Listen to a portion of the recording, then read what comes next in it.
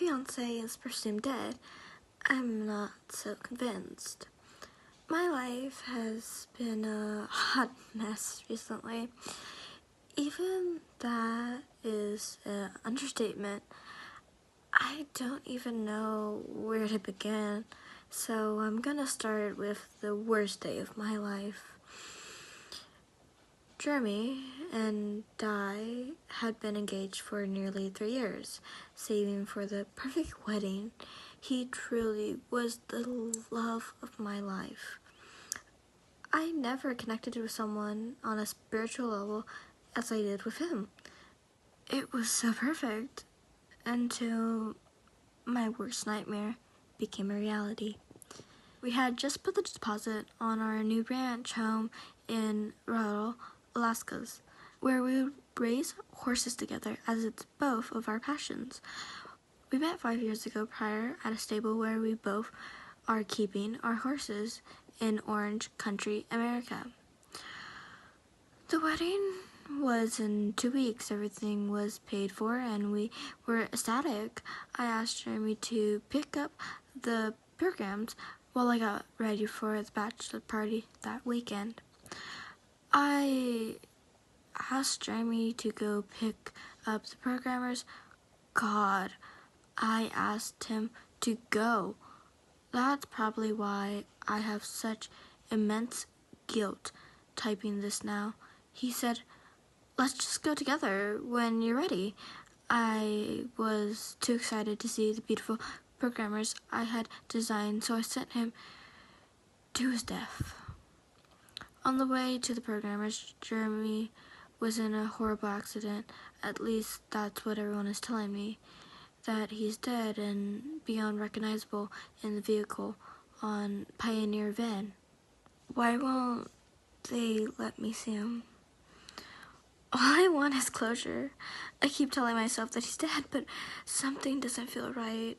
As I said before, our spiritual connection was intense. And as I sit here typing this, I can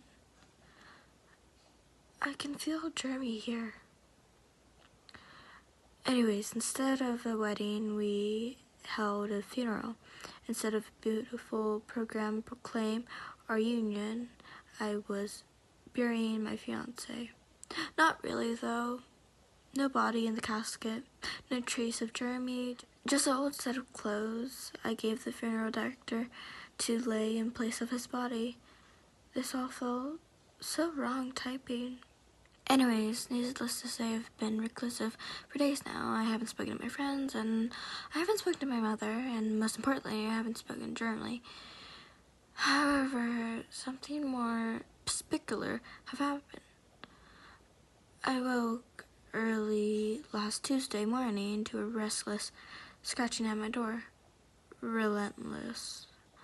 It kept on going and going. Even now. And then a howl following it behind. A howl that sounds all too much like my name. I must be crazy, I tell myself. The wild animal trying to get in your house isn't trying to say your name.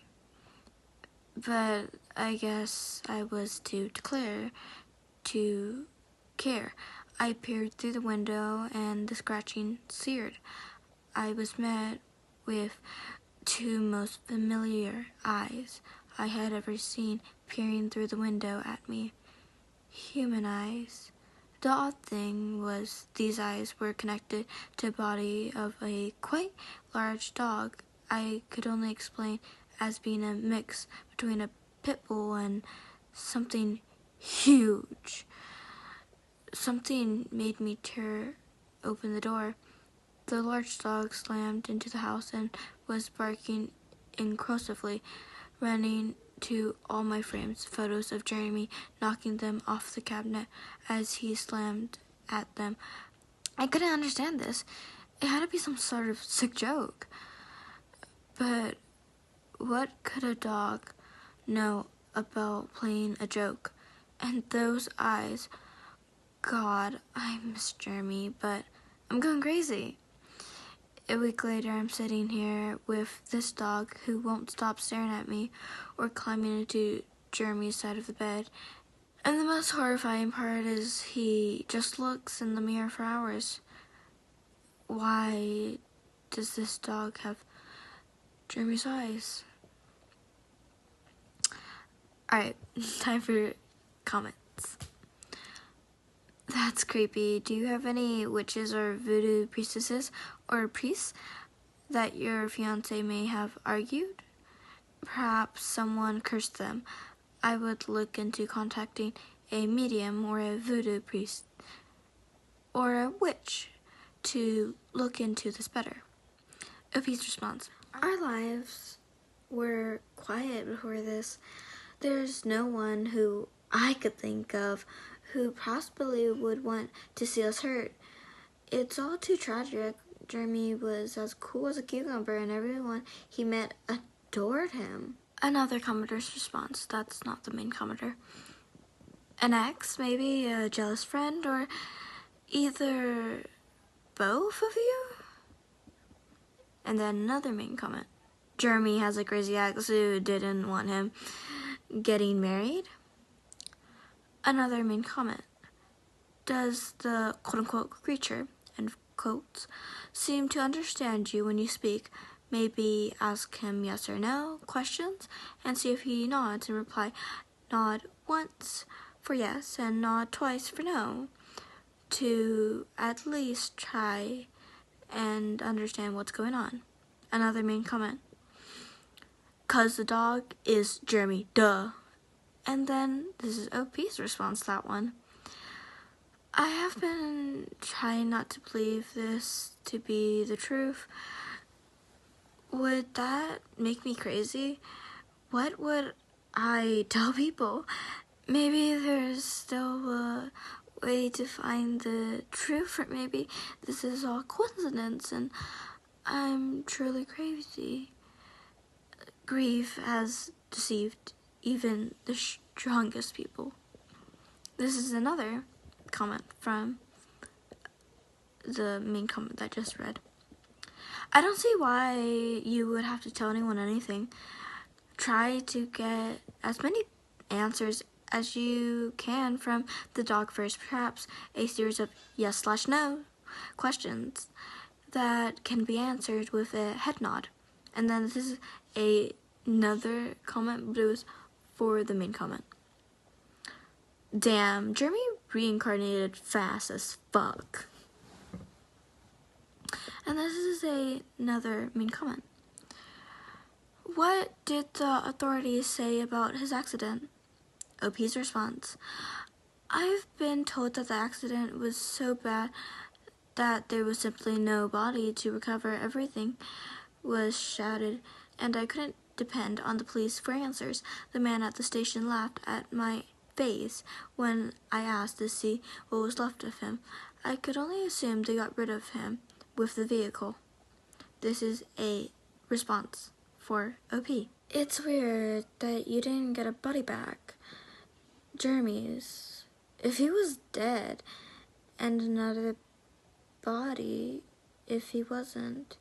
If he was unrecognizable, they could have modified a body with a similar color, size, and build artificially. They could have said that there was a fire and could have provided a badly burnt body. No one could have identified one without education and testing. Try to fabricate communication, maybe with a Ouija board, but big enough for him to touch letters with paws. That's the most important thing now. Also, assume that he escaped from somewhere and they're looking for him. Quietly and submissively make yourself ready to leave town at any moment's notice and go into hiding. Get all the cash you can. Buy a burner phone with cash. And I'm actually not sure what else. Don't search for potential places to hide on your computer, obviously. Good luck and sorry for your loss. This is another main comment. It almost sounds like your fiancé got attacked by a skinwalker or something familiar. Try talking to the oversized dog like you would your fiancé and see how intentionally he responds. If it's almost simple command, he responds that's not your fiancé. If he can do stuff that a dog would not know enough how to, it's your fiancé. This is another main comment. Get a Ouija board so you can spell out what happened. And then there was a conversation after, but it was removed not too long ago. And then this is another main comment, and this is the very last comment. I don't think that it's unavailable that it's your fiance that wanted to find you.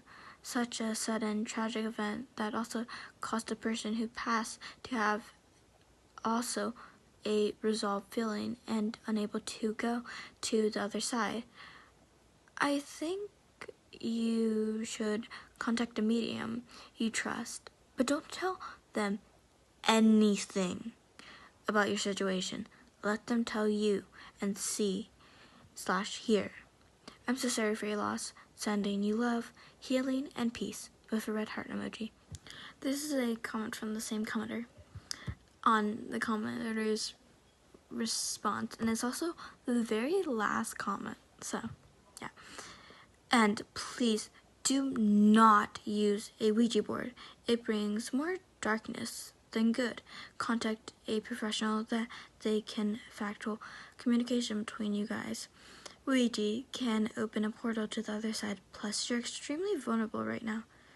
It could be bad.